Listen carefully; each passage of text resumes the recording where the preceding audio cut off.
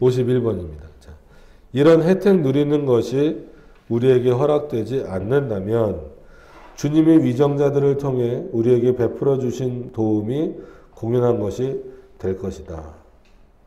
그러므로 위정자에게 도움을 요청하거나 호소하는 것이 불경건한 일이 아니라는 사실이 아주 명확하게 드러난다. 그러니까는 그 교회, 그러니까 세상 권세를 통하여서 백성들이 도움을 얻고 평안을 누리는 일은 하나님이 허락하신 것인데 그게 의미 없다라고 말하면 그거는 위정자에게 도움을 요청하거나 호소하는 것이 불경건한 일처럼 사람들이 느끼는 경우가 많다라는 거죠. 그러니까 교회도 그렇고 성도들도 그렇고 국가에게 정당한 것을 요청하는 것은 그건 당연한 것인데 마치 그런 거랑 똑같은 거예요. 그리스도인들이 아프면 기도해야지 무슨 병원을 가. 저 믿음 없네. 불경건하네. 이런 거랑 똑같은 거죠. 교회가 보호를 받으려면 그리스도의 보호를 받아야지. 그럼 기도해야지. 그리스도만 따라가야지. 왜 세속 정부에게 뭘 요청하고 이렇게 해. 그건 불경건한 거야 라고 말하는 거랑 똑같은 거예요. 예를 들면 전쟁에서 교회를 지킬 수 있는 것은 물론 전쟁의 주인은 하나님이시니까 하나님 지키시지만 전쟁에서 교회를 지킬 수 있는 건 교회잖아요. 전쟁에서 교회를 지킬 수 있는 것은 국가잖아요. 군인들이고 꼭 전쟁이 아니더라도 여러 가지 이런 진짜 이런 코로나나 이런 방역에 있어서도 그렇고 여러 가지 사회 문제들에 있어서도 그렇고 교회와 성도를 보호할 수 있는 장치로서 재판이나 이런 것들도 다 하나님이 만들어 놓은 것이기 때문에 그거를 사용하는 게 거기다 요청하는 게 불경건한 것이다라고 함부로 말해서는 안 된다라는 겁니다. 하지만 나는 여기서 두 종류의 사람을 상대해야 한다. 이는 미친 듯 소송열에 불타올라 다른 사람들과 다투지 않고는 절대 조용히 가만히 있을 수 없는 사람들이 매우 많기 때문이다. 그죠? 요번 대선 때도 서로 네거티브 하면서 소송한 것만 1000건이 넘는데 1000건이에요? 더 많아요. 그거 해결하려면 그것도 골치 아프겠죠. 그런 사람들이 있다는 거죠. 그런데 이는 소송 자체가 극도한 심한 증오심과 복수하려고 해치려는 광기 어린 욕망으로 진행하며 상대방을 파멸시킬 때까지 인정사정 없이 끈질기게 추구한다. 이런 사람들이 있어요. 예를 들어서 한번 이겨서 끝나는 게 아니고 정말 내가 너 끝장내겠다. 이런 마음으로 하는 경우도 있다. 그렇게 하라고 국가법이 있는 건 아니고 성도들이 그렇게 이용하라고 국가법을 이용하라는 의미가 아니라는 거예요. 성도는 멈출 수 있어야 돼요. 일정 부분에 있어서는. 세상의 재판으로 가는 것을 무조건 가지 말아야 된다는 것도 아니지만 가야 될 건 가야 되지만 어느 정도에서는 멈출 수 있는 그런 정말 그리스도의 사랑의 마음이 있어야 되는데 성도들조차도 그래 너 끝장내자 이런 마음으로 덤비는 경우가 종종 있다는 거예요. 교회도 그렇고 심지어 목사들도 그렇고 그래서는 안 된다는 겁니다. 자, 이들은 다만 죄송합니다. 이들은 다만 부당하게 행동한다는 인상을 주지 않기 위해 법적 절차를 밟는다는 구실로 이런 완악함에 대해 변명한다. 그러나 설령 형제와 재판하는 것이 허용되었다 하더라도 그를 끊임없이 미워하는 것, 그를 해치려고 광기 어린 열심을 내는 것, 끈질기게 추구하는 것은 안 된다. 그죠? 왜냐하면 이러면 하나님의 사랑이 없어져 버린다라는 거예요. 그러니까 우리가 십계명을 지킬 때도 하나님의 사랑이 중요하다면 세상의 법정으로 가는 데 있어서도 그리스도인에게 있어서는 최소한 하나님이 나를 사랑하신다. 그리고 우리가 하나님의 사랑 안에 있다라고 하는 이 기본적인 사고를 가지고 있어야 됩니다. 솔직히 믿고 싫고 그 사람 벌 주기 위해서 가는 거잖아요. 그럼에도 불구하고 그리스도인이라면 그리스도의 사랑 안에서 하나님의 사랑이라고 하는 이 가장 큰 대전제를 잃어버려서는 안 된다는 거예요. 참 어려운 문제입니다. 왜냐하면 감정 싸움이 보통 되기 때문에. 그러므로 이런 사람들이 알아야 할 것은 재판은 올바르게 진행될 때 정당하다는 거다. 그런데 재판이 올바르게 진행되기 위해서는 원고와 피고 모두가 정당하게 행동해야 된다. 세상 법정이 이 칼빈의 이 글을 봤으면 좋겠죠. 그죠?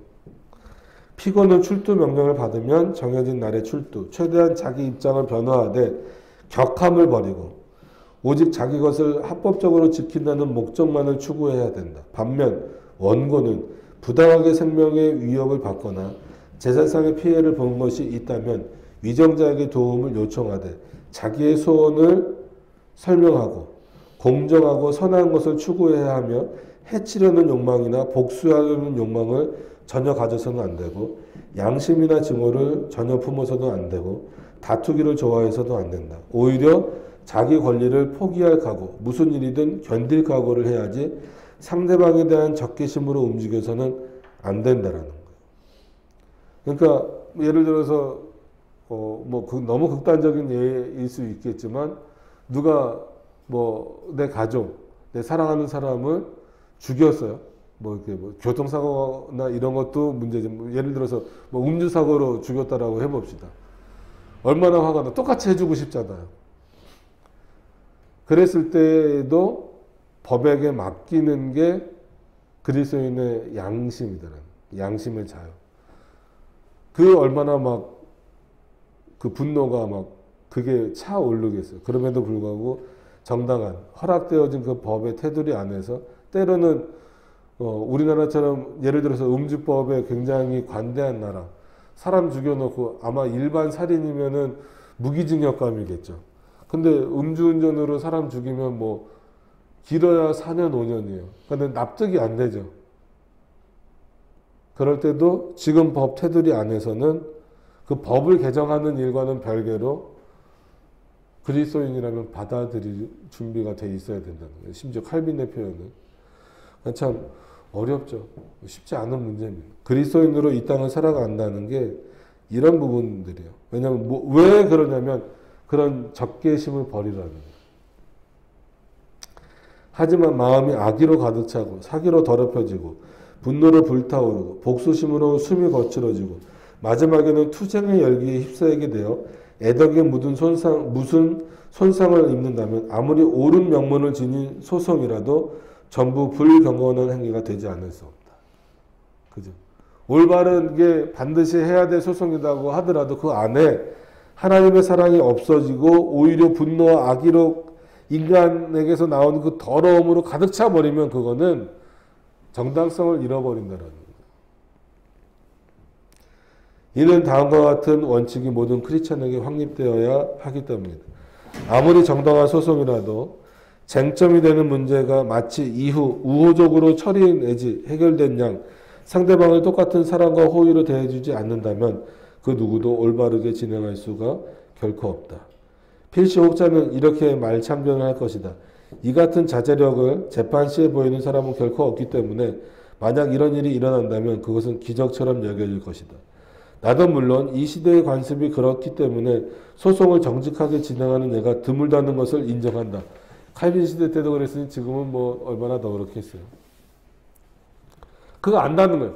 그럼에도 불구하고 그 다음 페이지로 넘어가서 보시면 그렇지만 송사 자체는 그 어떠한 악이 첨가되어 더럽혀지지 않을 경우 선함과 순수성을 잃지 않는다.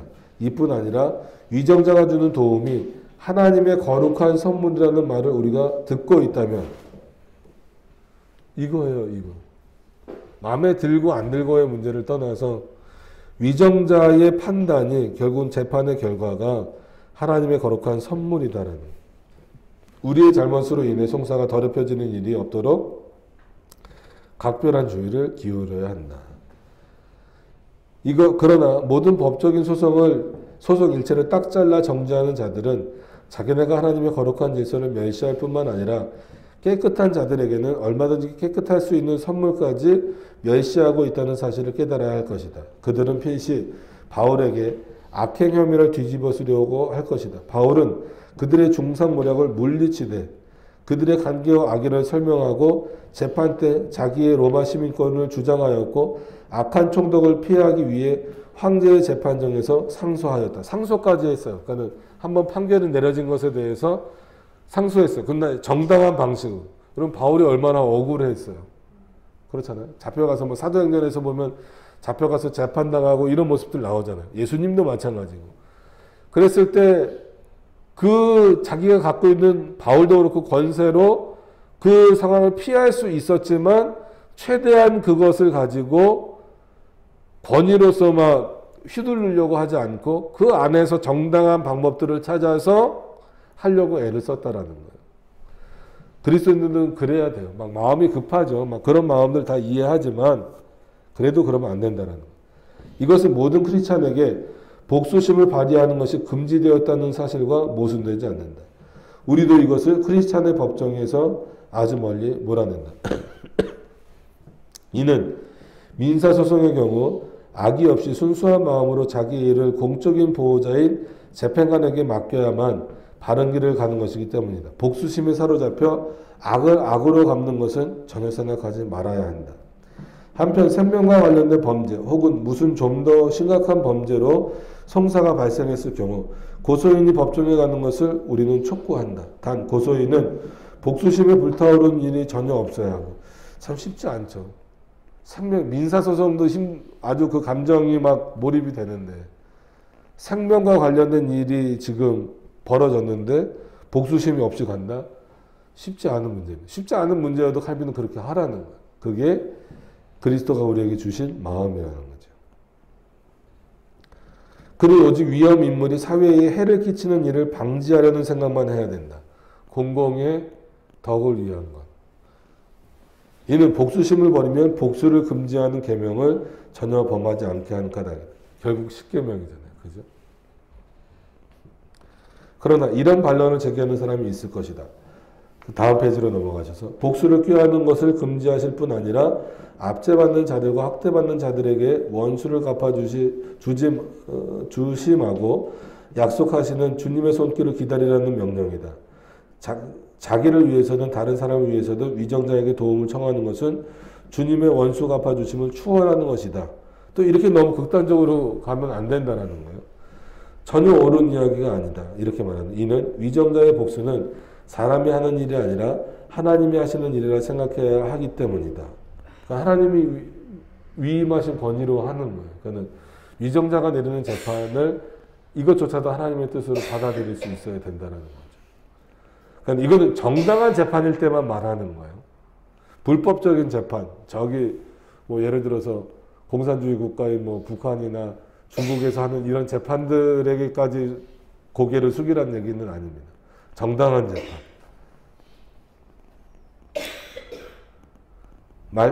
말대로 하나님이 인간의 사역을 통해 우리에게 베푸시는 것이기 때문에 그렇다는 겁니다. 그렇다고 우리가 그리스도의 말씀의 토를 다는 것은 전혀 아니다. 주님은 약한 자에게 대적하는 것을 금하시면서 누구든지 내 오른뺨을 치고는 왼편도 돌려대라고 말씀하셨다. 또 속옷을 가지고자 하는 자에게는 겉옷까지도 가지게 하라고 하셨다. 정말이지 주님은 당신 백성의 마음에서 보복하려는 생각을 아주 없애기를 원하신다. 참 쉽지 않아요. 그래서 계속 우리도 기도하고 우리 마음을 다스리는 것밖에 없습니다. 그죠? 그래야 그들이 보복하려는 마음을 키우기보다는 오히려 손해를 2배로 받는 것을 감당하기를 원하신다. 때로는 그렇죠. 우리는 또 크리스찬들로 하여금 이러한 인내에서 멀어지게 하지 않는다. 이는 정말이지 크리스찬은 모욕과 불의를 감당하기 위해서 태어난 인종이어야 한다. 여러분, 물론 뭐 약간 번역이 이렇게 되긴 했지만 그 의미는 아시겠죠. 우리는 왜 태어나고 왜 존재하냐면 유기자들, 믿지 않는 사람들과는 다르다. 때로는 모욕을 당하고 불의를 그대로 감당하기 위해서 태어났다. 그러기 위해서 우리에게 자유를 주셨고 누구랑 견디라고, 교회 안에서 그리스도 안에서 견디라고 교회를 허락하셨고 세상도 세상 권세도 허락하셨다. 때로는 억울하고 진짜 땅을 치며 통곡할 일이 벌어진다 할지라도 감내할 수 있도록 태어났다는, 하나님이 우리를 그렇게 만드셨다는. 그들은 지극히, 왜냐하면 천국을 소망으로 품고 있어요. 그래서 욥기랑 연결해서 보면 욥의 상황이 무조건 최악의 상황으로만 볼 것은 아니다라는 거예요. 그 상황 속에서도 때로는 모욕과 불의를 감당하도록 하나님이 욥을 만드셨다라는 거예요. 그러고 보면 약간 좀 욥기도 이해가 될 수 있죠. 참 까닭 없는 고난을 당한 거잖아. 근데 왜 그러셨냐? 여기 어느 정도 답이 있잖아. 그런 모욕과 불의를 감당하도록 창조되었다라는. 저도 그렇고 여러분들도 그렇습니다. 그들은 지극히 악한 사람들의 악랄함과 속임수와 조롱에 노출되었다. 그렇죠? 맞아요. 교회는 늘 그렇게 노출됐고 성도들은 노출되어 있습니다.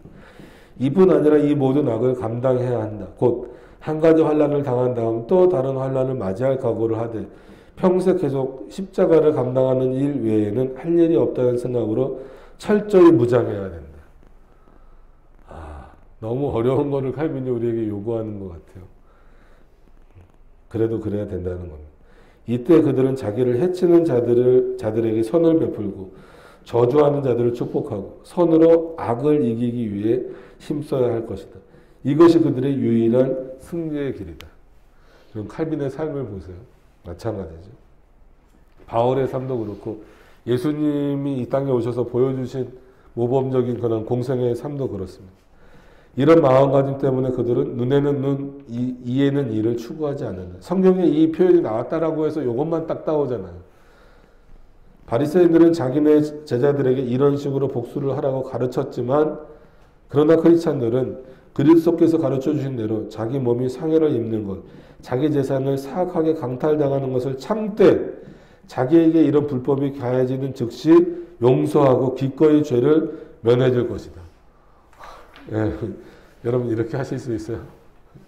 예? 화가 막 치밀어 오르잖아요. 여러분들 누가 여러분들 거 와서 재산 가져가 가봐요. 어떻게 내가 모은 건데 바로 이렇게 나오잖아요. 346페이지로 넘어가서 보시면 하지만 이런 공평하고 균형 잡힌 마음으로 자기 적에 대해 우애를 온전히 유지해야 하지만 그렇다고 해서 그것 때문에 자기 것을 지키기 위해 이주장자의 도움을 구하는 일을 막는 것은 아니다. 그 무턱대고 그냥 다 뺏기라는 얘기는 또 아니라는 거예요. 또 악을 행한 해로운 인간이 죽음 이외의 방법으로는 개선의 여지가 없을 경우 그 인간에 대한 형벌을 요구함으로써 공공선을 추구하는 일이 막히는 것은 아니다. 그러니까 이 문장만 보면 칼빈은 사형에 대해서 부정하지 않는 것 같아요. 공공선, 나에게 잘못을 저질렀으니까 저 사람 죽여주세요. 그런 마음을 갖지는 말라는 거예요. 근데 저 사람으로 인하여서 지금 저 사람을 그대로 풀어주거나 뭐 얼마 동안만 살게 하고 다시 나오게 하면 정말 이 공공선에 엄청난 해악을 끼칠 인물이기 때문에 그때는 세상 법정에서 저 사람의 생명을 걷어가게 하는 것 자체가 오히려 하나님의 그 뜻을, 그 공공선을 지키는 일이 된다. 그럼 그것을 요청할 수 있다라는 거예요. 그거를 잘 분별해야 돼요. 내 이 분노 때문에 죽여주세요가 아니라 공공선을 생각하는 차원에서, 그러니까 대표적으로 이제 세르페투스와 관련된 거죠. 그래서 칼빈이 그래서 늘 말씀드리지만 세르페투스를 죽여달라고 요청한 적 한 번도 없어요. 끝까지 반대하고 끝까지 그를 뭐 회유가 아니죠. 회심시키려고 애를 썼잖아요. 근데 진리를 왜곡시키는 그 공공선의 문제 때문에 세상에서 그를 죽이는 것에 있어서는 나중에는 칼빈 찬성보다도 그 법에 따르겠다라는 표현이에요. 어떤 의미인지 아시겠죠? 그것만 보고 자꾸 칼빈이 죽였다 그러는데 아니, 칼빈이 죽이지 않았어요.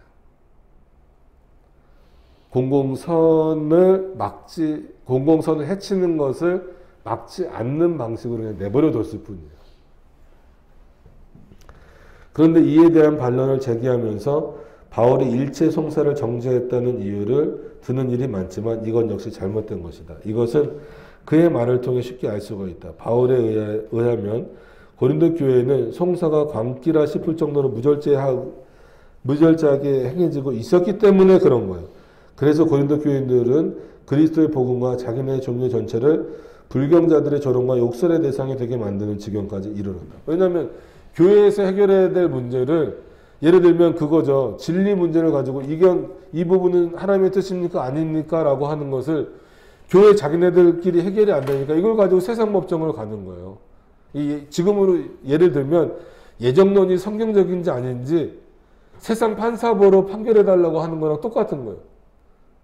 이런 모습을 바울이 보고 있는데 송사하라 그러겠어요. 너네 그런 거 송사 절대 하지 마.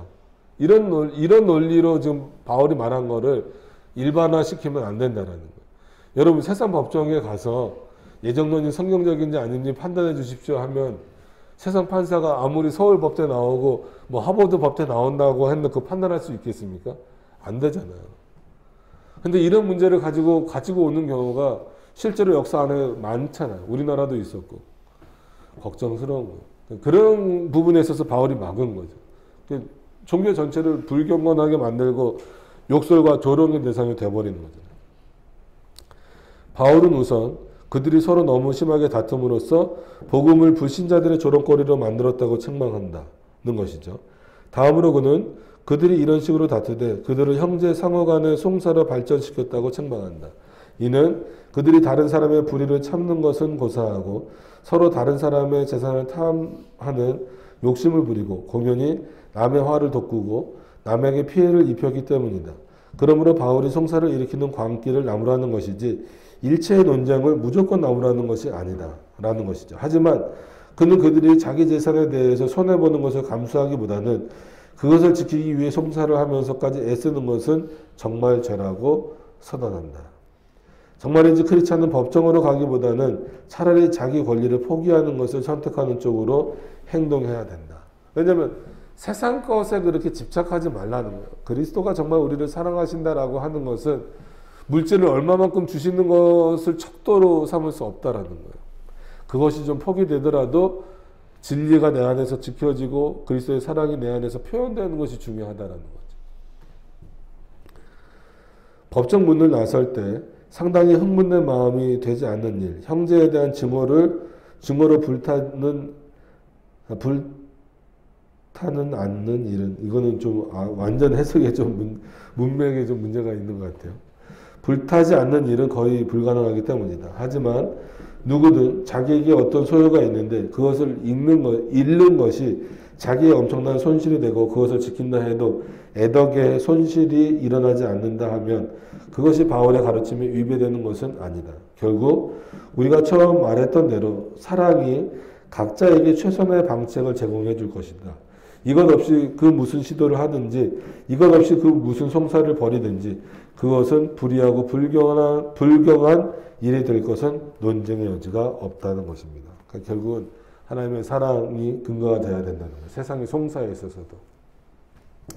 어렵죠. 쉽지 않은 문제입니다.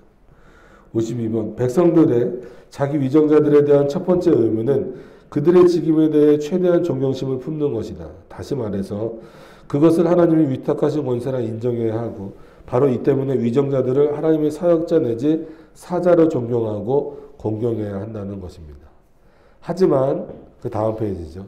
하지만 자기 위정자들에게 매우 순종적인 모습을 보일 뿐 아니라 그들에게 순종하는 것이 공공선에 유익하다는 것을 아는 관계로 그들에게 순종하기를 마다하지 않지만 그럼에도 불구하고 위정자들에 대해 일종의 필요하게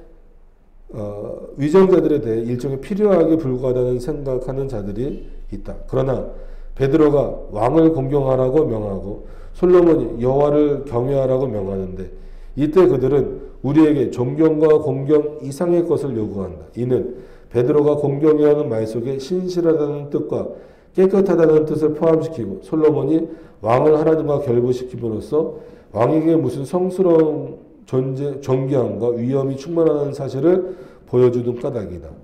바울도 다음과 같이 유명한 말을 했다. 그러므로 굴복하지 아니할 수 없으니 노를 인하여만 할 것이 아니요 또한 양심을 인하여 할 것이라. 이 말을 통해 바울이 뜻하는 바는 백성들은 단지 군주 내지 통치자들에 대한 공포 때문에 눌려서 그들에게 마지못해 복종해서는 안 된다는 것이다. 그러니까 뭐 어쩔 수 없이 뭐 하나님이 세우신 거라니까 그냥 따라가야지 이렇게 생각해서는 안 된다라는 거예요. 그래서 그 악한 정부의 문제를 그 저항 정신이 있다 할지라도 그걸 생각하기 이전에 하나님이 세우셨다 단순히 필요하기에 불과한 것이다라는 수준에 머물러서는 안 된다는 거예요. 진심으로 하나님이 세우신 자들로서 순종해야 되는 마음이 있어야 되는, 국가 권력에 있어서도. 자, 무장한 적에게 저항하면 즉각 보복을 받을 줄 알고 을에 굴복하는 것처럼 말이다. 도리어 그들의 권세는 하나님께로서 난 것이므로 그들에게 복종하되 마치 하나님께 복종하든 해야 한다. 이렇게 보면 칼빈은 마치 아주 그 세상 권세의 옹호자인 것처럼 보이잖아요. 근데 그런 의미로서 이런 표현을 쓰지 않는다는 것은 우리가 잘 알고 있죠. 여기서 두 번째 의미가 따라온다. 즉 마음을 다해 그들을 존경을 표하면서 그들에게 복종하는 마음을 증명하되 칙령을 따르고 세금을 납부하고 치안과 국방에 기여하기 위한 공적 임무와 부담을 감당하고 기타 명령을 수행하는 의무 말이다. 바울은 이렇게 말한다. 각 사람은 위에 있는 권세들에게 굴복하라. 권세는 하나님께로 나지 않음이 없나니 모든 권세는 다 하나님의 정하신 바라. 그러므로 권세를 거스리는 자는 하나님의 명을 거스림이니 거스리는 자들은 심판을 자취하리라. 스스로 이렇게 그 심판을 갖고 온다라는 거죠. 바울은 디도에게 이렇게 쓰고 있다. 너는 저희로 하여금 정사와 권세 잡은 자들에게 복종하며 순종하며 모든 선한 일 행하기를 예비하며. 그리고 베드로는 이렇게 말한다. 인간에게 세운 모든 제도를 주를 위하여 순복하되 혹은 위에 있는 왕이나 혹은 악행하는 자를 징벌하고 선행하는 자를 포장하기 위하여 그의 보낸 방백에게 하라. 또한 바울은 그들이 복종을 가장하고 있지 않는 것, 신실하게 또 진심으로 복종하고 있는 것을 증명하라 하면서 그들을 다스리는 자들의 안녕과 번영을 위해 하나님께 기도하라고 덧붙인다. 여러분, 그래서 나라와 민족을 위해서 기도해야 되는 거예요. 위정자들을 위해서 마음에 들든 안 들든 그 권세가 하나님께 있다는 것 때문에 기도해야 되는 거예요. 그러니까 위정자들에 대해서 함부로 표현하면 안 돼요.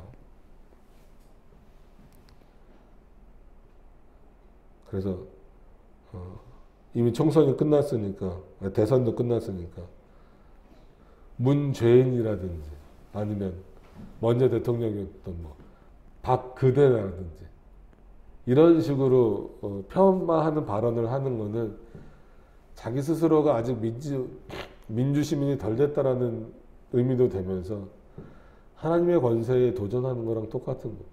마음에 들든 안 들든 그 권세가 하나님으로부터 주어졌다라고 한다면 그것이 또 정당하게 사용되고 있는 차원이라면 순종해야 되는 거예요. 이런 부분들이 점점 없어지고 너무 이념적으로 가고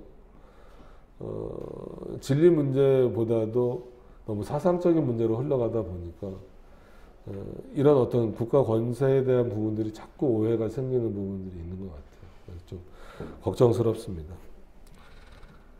그러므로 348페이지입니다. 그러므로 내가 첫째로 권하노니 모든 사람을 위하여 간구와 기도와 도고로 감사를 하되 임금들과 높은 지위에 있는 모든 사람을 위하여 하라. 이는 우리가 모든 경건과 단정한 중에 고요하고 평안한 생활을 하려 합니다. 그죠? 임금들과 높은 지위에 있는 사람들이 우리를 돌보지 않으면 우리가 모든 경건과 단정한 중에서 생활할 수가 없어요. 여기서 아무도 자기를 속여서는 안 될 것이다. 이는 위정자를 거역할 때마다 하나님을 함께 거역하게 되는 까닭이다. 설령 무장하지 않은 위정자를 경멸해도 벌을 받지 않을 것 같아 보인다 해도 하나님은 무장하고 계시사 당신에 대한 경멸을 강력히 응징하실 수 있다.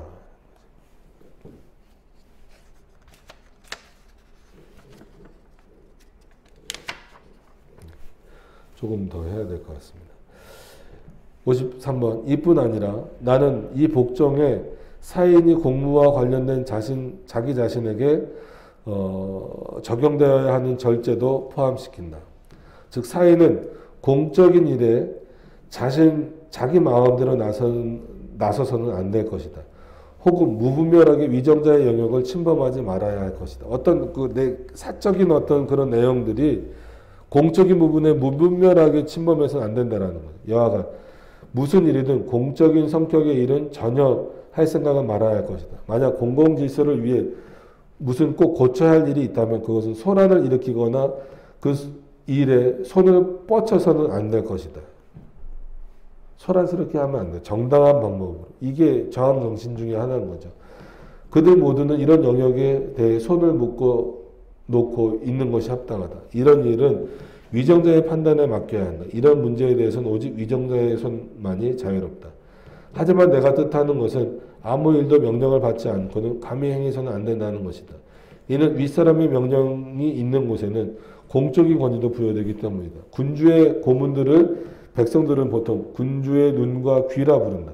이처럼 군주의 명령에 따라 업무를 수행하도록 사람들 위에 세움을 받은 사람들은 군주의 손이라 부르는 것은 문제가 없다라는 것이죠.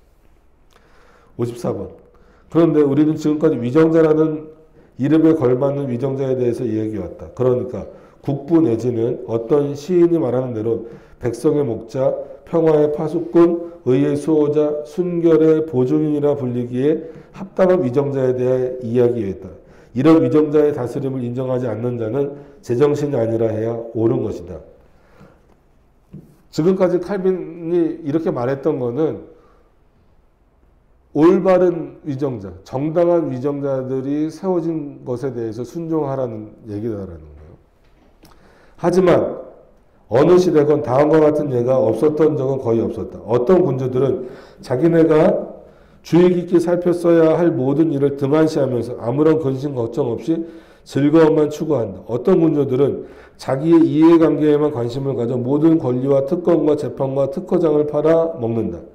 어떤 군주들은 가난한 백성들의 돈을 갈취한 다음 정신없이 흥청망청 써 제낀다. 어떤 군주들은 집을 빼앗고 처녀들이나 유부녀들을 겁탈하고 무지한 자들을 학살함으로써 진짜 강도짓을 행한다. 정말이지 이런 자들을 군주로 인정해야 하는지 그들의 명령에 최대한 복종해야 하는지 많은 사람들을 설득하는 것이 불가능하다. 악한 정부죠. 나쁜 정부죠. 자, 봅시다. 칼빈이 어떻게 말하는. 이렇게 매우 비열한 모습을 보이고 위정자의 도리는 고사하고 인간의 도리마저 이처럼 저버리는 경우 위정자에게서 빛나야 할 하나님의 형상 모습은 전혀 보이지 않게 된다. 또 선한 자에게는 상급을 주고 악한 자에게는 벌을 주기 위해 세움을 받은 하나님의 종의 흔적을 전혀 나타나지 않게 된다. 그래서 사람들은 그를 성경이 우리에게 그 위엄과 권위를 인정하라고 가르쳐주는 그런 통치자로 인정하지 않게 된다. 그리고 정말이지 거의 모든 사람들의 마음속에는 훌륭한 왕들에게 사랑과 존경을 바치는 것 못지않게 폭군들에게 증오와 저주를 퍼붓는 상례적 감정, 본래적인 감정이 있다.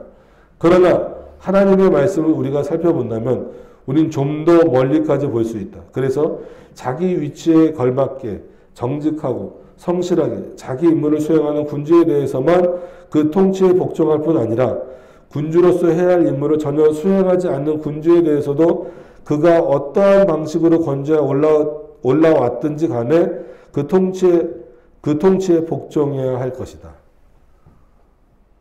마치 칼빈이 이제 뒤에 부분 얘기하면서 야 이런 악한 정부, 악한 위정자들에게는 대항해, 저항해, 뭐 촛불 들고 나가, 뭐 총 들고 나가 라고 말할 것 같은데 칼빈은 또 뭐라 그래? 그럼에도 불구하고 심지어 어떤 이유에서 어떻게 건져야 올랐든지 간에 참 많은 게 포함되겠죠. 그죠? 자기 힘으로 뺏었든 뭐 했든지 간에 복종하라는 거예요.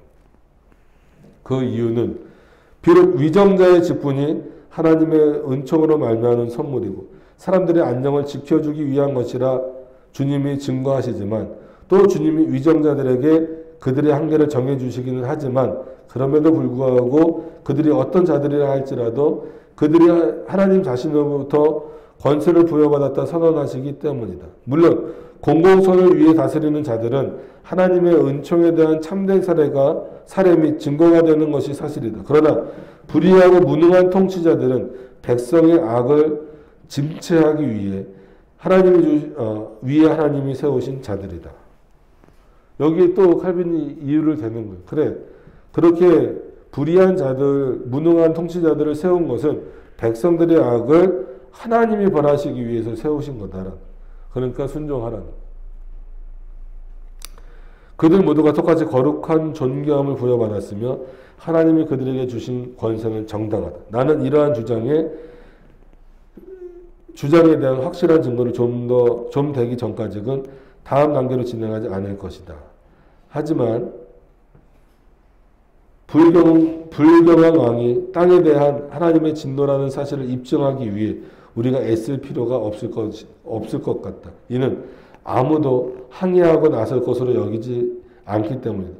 왕에 대해서 이런 말 하는 것은 그대의 재물을 약탈하는 약탈자나 침상을 더럽히는 간부나 그대 죽이기를 원하는 암살자에 대해서 말하는 것과 별 차이가 없다. 이는 성경이 이러한 종류의 재난을 모두 하나님의 저주 속에 포함시키고 있기 때문이다. 자, 밑에 이제 각주가 그렇죠. 그는 왕에게서라도 비루하다 하시며 귀인들에게도 악이라도 하시며 내가 분노함으로 내게 왕을 주고 진노함으로 패하노라. 왕을 주신 이유가 우리를 진노하셨기 때문이라는 것. 화 있을진저 아수르 사람이여 그는 나의 진노의 막대기요 그 손의 몽둥이는 나의 분한이라. 그런 말씀들이죠. 350페이지로 넘어가셔서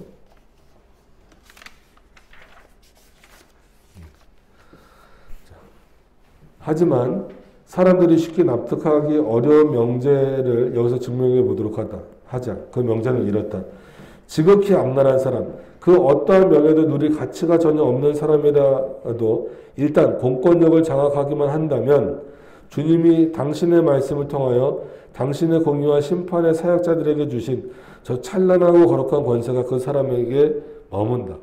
그리고 공적인 복종에 관한 한 이 사람에게는 지극히 훌륭한 왕이 만약 존재한다면 그런 왕에게 바쳐야 하는 것과 똑같은 경의를 백성들은 바쳐야 한다. 납득이 좀 안 되죠. 아무리 칼빈이 쓴 표현이라도. 왜 이럴까에 대해서 설명을 계속합니다. 내가 가장 우선적으로 바라는 것은 독자들이, 즉 이 부분을 읽는 사람들이 성경이 이유가 있기 때문에 무시로 우리에게 상기시키는 바를 매우 주의 깊게 살피고 간직하는 것이다. 그것은 하나님의 섭리로 그는 여러 왕국을 배치하시고 당신의 뜻에 맞는, 즉 하나님의 뜻에 맞는 자들을 왕으로 세우는 일을 하나하나 나가신다. 다니엘서에서 보면 이런 말씀입니다. 그때와 기한을 변하시고 왕들을 폐하시고 왕들을 세우시며. 그러니까 하나님이 다 하시는 거다라는 거예요. 지금 투표의 방식이라 할지라도. 또 이런 말씀도 있다. 인생으로 지극히 높으신 자가 인간 나라를 다스리시며 자기의 뜻대로 그것을 누구에게든지 주시는 줄을 알게 하려 함이니라. 이와 같은 말씀은 성경 여러 곳에 많이 있지만 특히 선지서에 아주 많다. 그죠? 그런데 느부갓네살은 예루살렘을 정복한 자라는 거예요. 그가 어떤 왕인지는 잘 알려져 있어요. 즉 그는 다른 여러 나라를 침략, 황폐화시킨 강력한 왕이다. 하지만 에스겔서를 보면 주님은 그에게 애굽 땅을 주셨고 그 이유는 그가 애굽을 황폐화시킴으로써 주님을 위해 일을 했기 때문이라고 하셨다. 에스겔서에 또 다니엘도 느부갓네살에게 이렇게 말했다. 왕이여, 왕은 열왕의 왕이시라. 하늘의 하나님이 나라와 권세와 능력과 영광을 왕에게 주셨고 인생들과 들짐승과 공중의 새들 어느 곳에 있는 것을 물어나고 그것들을 왕의 손에 붙이사 다 다스리게 하셨느냐. 이건 다니엘이 느부갓네살에게 죽지 않으려고 아부를 부리는 게 아니에요. 반대로 느부갓네살이 그렇다라고 해서 하늘의 나라와 권세를 받았다라고 해서 느부갓네살이 택자라고 말하는 것도 아니에요. 당신이 분명히 하나님 앞에서 옳은 왕은 아니지만 그 권세가 하나님 앞에 있는 건 분명합니다. 그리고 하나님이 당신을 통해서 일하고 계십니다라고 하는 걸 지금 누가 인정하는 거예요? 다니엘이 인정하는 거예요. 다니엘은 또 느부갓네살의 아들 벨사살에게 이렇게 말했다. 왕이요. 여러분 벨사살이 어떻게 죽었는지 아시잖아요. 그럼에도 불구하고 다니엘은 벨사살에게도 뭐라고 말해요? 왕이요. 왕이요. 지극히 높으신 하나님의 왕이 붙인 느부갓네살에게 나라와 큰 권세와 영광과 위엄을 주셨고 그에게 큰 권세를 주셨으므로 백성들과 나라들과 각 방언하는 자들이 그 앞에서 떨며 두려워하였으며. 그러니까 여러분 기독강요 초판의 헌사 부분에서도 프란시스 왕이시여 거룩하고 찬란한 왕이시여 아부하는 겁니까 칼빈이? 아니잖아요. 분명 지금 이 프랑스와 왕은 어떤 왕이에요? 기독교인들에게 있어서는 악한 왕이잖아요. 분별력도 없는 왕이잖아요. 그런데 칼빈은 최대한 존중하는 거예요. 왜? 아무리 분별력이 없고 아무리 자기의 동료를 죽인 왕이라 할지라도 그 권세는 누구로부터 주어졌기 때문에 하나님으로부터 주어졌기 때문에. 참 어려운 문제입니다. 이 부분을 분명히 그래서 그리스도인들이 인식을 하셔야 돼요.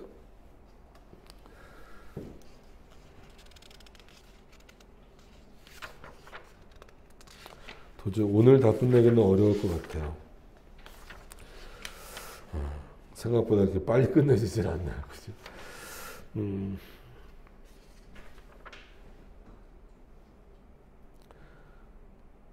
한 페이지만 더 보시죠. 351페이지까지만 보시고 어떻게 해서든 다음 주에는 마무리가 될 것 같긴 합니다. 예.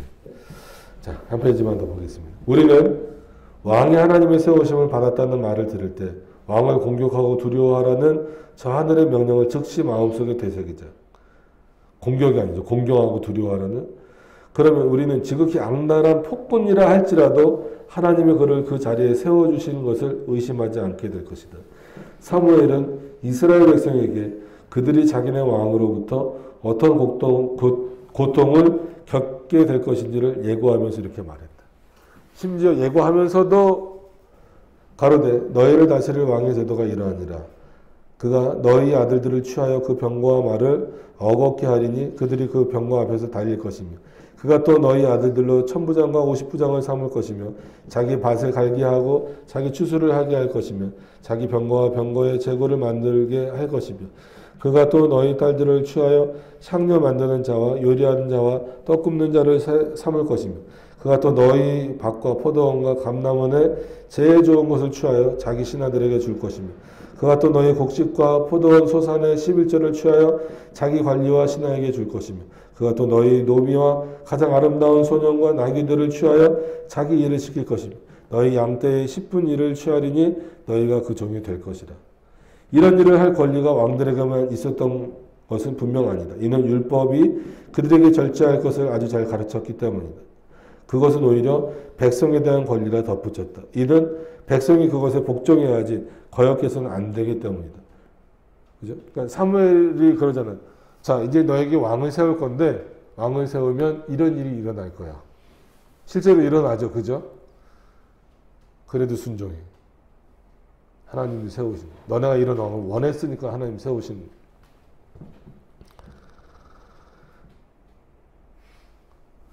또 뭐라고 사무엘은 말하냐면 왕들의 방종에 대한 욕망이 이 정도까지 분출되겠지만 그것을 억제하는 것은 너희 몫이 아니다. 누가 하시겠다는 거야? 하나님이 하신다는 거야. 너희에게 남은 것은 단 한 가지. 그것은 명령을 받아들이고 그 말에 순종하는 것이다. 그런데 특히 예레미야에서는 중요하면서도 잊어서는 안 될 개서가 있다. 이것이 좀 더 길기는 하지만 인용해도 괜찮은 것은 이 문제 전체를 아주 명확하게 밝혀주고 있기 때문이다. 나는 내 큰 능력과 나의 든 팔로 땅과 그 위에 있는 사람과 짐승들을 만들고 나의 소견에 오른 대로 땅을 사람들에게 주었노라. 이제 내가 이 모든 땅을 내 종 바벨론 왕 느부갓네살의 손에 주고 하나님이 지금 말씀하시는 거잖아요. 그죠? 바벨론 왕에게 준다는 거예요. 이스라엘 왕에게 주시는 것도 아니고 그의 땅에 기한이 이르기까지 여러 나라와 큰 왕들이 그를 섬기리라. 나 여호와가 이르노라. 바벨론 왕 느부갓네살을 섬기지 아니하는 국민이나 그 목으로 바벨론 왕의 멍에를 매지 않은 백성은 내가 그의 손으로 진멸시키기까지 칼과 기근과 연병으로 벌하리라. 이상하잖아요. 하나님이 지금 이스라엘이 포로 가운데 있는데 이 포로에서 벗어나게 하시려면 느부갓네살을 대적해서 싸우고 이기고 나와야 될 거 아니에요. 근데 하나님 거꾸로 누구에게 순종하라는 거예요? 이스라엘을 포로로 잡고 있는 바벨론 왕 느부갓네살에게 복종하라는 거잖아요. 물론 이제 이 성경 본문을 따로 또 이제 에스겔에서는 에스겔답게 해석을 해야 되겠지만 칼빈이 이 내용을 가지고 온 것은 그 권세를 누가 주셨느냐. 즉 바벨론 왕을 섬기라 그리하면 살리라.